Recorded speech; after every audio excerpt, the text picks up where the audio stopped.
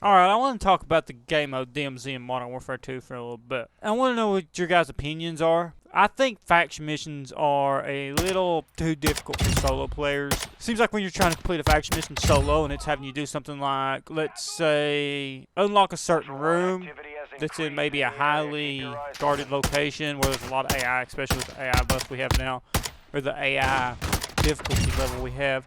I feel like some of these faction missions are a little too hard solo, which is the premise of this video. Is this fun solo? I don't think DMZ is fun solo, and I want to get into that a little bit. I want you guys to kind of give me your comments down below. For one, back to faction missions, I think stuff like unlocking rooms, like let's say room 302, and I know you could jump through the roof, but let's just say you couldn't jump through the roof if there's a stronghold there. For some people, these missions are going to be a little bit difficult, and while 302 is the exception because you can jump through the roof, you switch games to where there isn't a stronghold. For certain ones, I think where you can't do that, where there's no option but actually get the key, and you risk losing that key to either the AI if you're solo because you can't revive yourself unless you got a self-revive or a revive pistol. And on top of that, you risk being down by other players, so I think that some of these faction missions are too hard solo. But I don't think the game mode DMZ was designed to be played solo. I think this game mode is designed, and of course we know it's designed to be a team game mode. My premise of this video is, what about the solo players? What do the solo players have, or what does DMZ offer them? And I really think that as of right now, DMZ isn't offering much in regard to solo players. And that's kind of a downfall to the game mode when you think about it, because there's a lot of people who don't have, between their actual jobs and their day-to-day activities, they don't have a lot of time to actually coordinate with their other friends who may actually have to get on at different times to actually play this game solo. Don't get me wrong, I think this game mode, DMZ, and it's understandable, I think that the game mode should be played with a team. I don't think that there should really be, though, a queue to lock you in to 3 players the way it is. If you go in solo, it's going to put 3-player teams in there. I can understand why they did that, and again, it goes back to it being a team game mode. On top of that, I don't think armor plates and vests should really. I think they should be in there, no doubt. I mean, I think Warzone's approach to it should be different than DMZ's approach.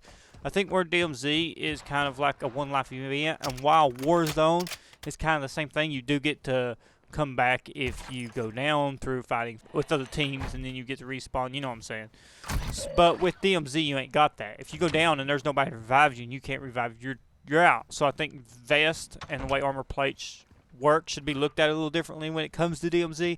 I think the developers should look at it as the plates only apply to your body and not the whole character. So like if you're shooting somebody and you hit them somewhere other than their body, then the plates work. And if you are solo and you got a 1 plate and they got 3 plates, then you've obviously just lost your stuff, and that's really annoying. And I think the backpack or vest, when they tier up, I do think backpack or a vest should tier to tier 3 or a large backpack. The tier 3 vest maybe lets you carry, or backpack maybe lets you carry extra grenades without actually filling in the backpack. So like there be an extra slot for 2 tacticals in the large backpack, or an extra slot for 2 tacticals on the vest. So when you equip that vest, you now get the whole 4. I think that there should be more depth when it comes to the vest and backpack. I don't think it should be so cut and simple as put on the vest and now you got 3 plates. And then as it goes again, anybody who ain't got 3 plates, and that's not a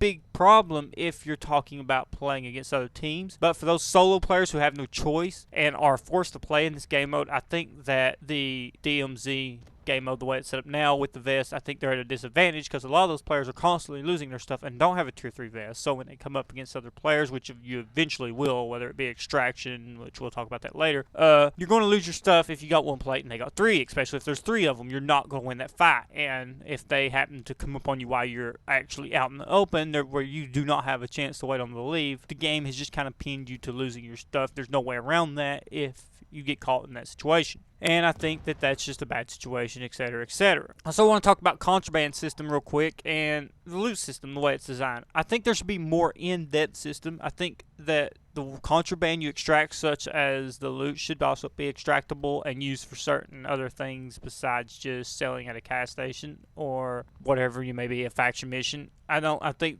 that there's no reason for me to pick up jumper cables unless I'm trying to extract them. I mean, think about it. How many times do you come across $50 jumper cables and you ain't got a faction mission to extract them, so it's just there. That much effort that goes into putting that into the game, and I'm not saying it's a lot, but that much effort should put that in there. You know, there should be another system for it. Like if you extract it, you can do this with it, this, vice versa, or etc. Whatever. I think there should be more in depth to that, and I think there should be more in depth to the contraband weapons. Like if you can also find, this goes back to the loot system, if you can find contraband scopes, contraband barrels, whatever, you know, for your gun, contraband magazines, you can then put them on another gun as long as they fit that gun. I think that would work really well. I think that the contraband and loot system needs to be looked at to be a more in-depth system. I think it's oversimplified, which leads me to my last point, and I think a lot of people get this same feeling: extraction. I think it's hard, and this is what I talked about earlier, to extract solo. And while we do have hostage extractions, can you really clear that room or clear that building and extract that hostage with the agents in there? Remind you, there's blue agents in every hostage extraction building, and you can shoot some of them from the outside or through the walls, what have you.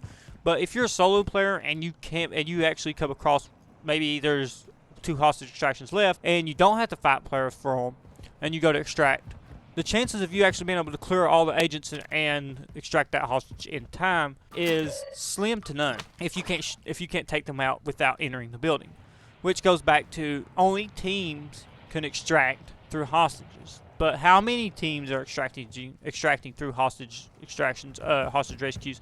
Not that, I mean, there is, but compared to how many teams are in the game, compared to solo players, there's still going to be a lot of teams extracting through the normal extraction zones. And there is 4 of them if you count the Final Exfil helicopter, which is very dangerous for solo players. I don't recommend it. I hear a lot of YouTubers talk about the Final Extraction is generally safe for solo players. It is not. There's a lot of teams that stay around trying to get stuff done, and that is a credit. You should try to do that if you're in a team. Stay as long as you can and try to get stuff done.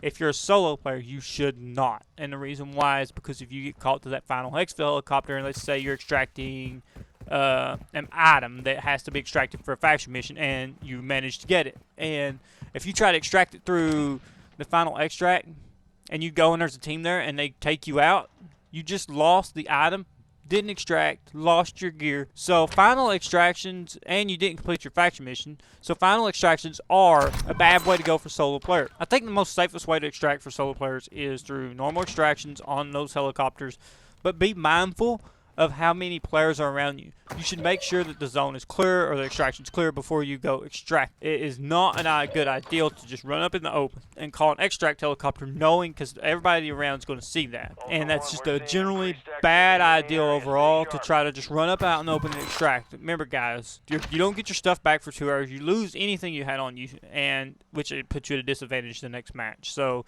you really want to be aware of your extraction options, and you need to extract before the final helicopter comes. So you want to extract before the match is way, or 75% of the match you want to be extracting if you can solo. I understand you can't always. That's acceptable. Which goes back to what I was saying. Is this fun solo? What do you guys think? Let me know down in the comments if you guys think that DMZ is fun solo, or should it be even attempted solo, or should players try to find teams to play with or friends? Let me know what you guys think about DMZ solo down in the comments, and I hope you guys had a Merry Christmas and a Happy New Year's, and we'll probably start doing more Modern Warfare 2 on the channel depending on how these videos do. And as always, stay with God. Cyberhound out. God bless you.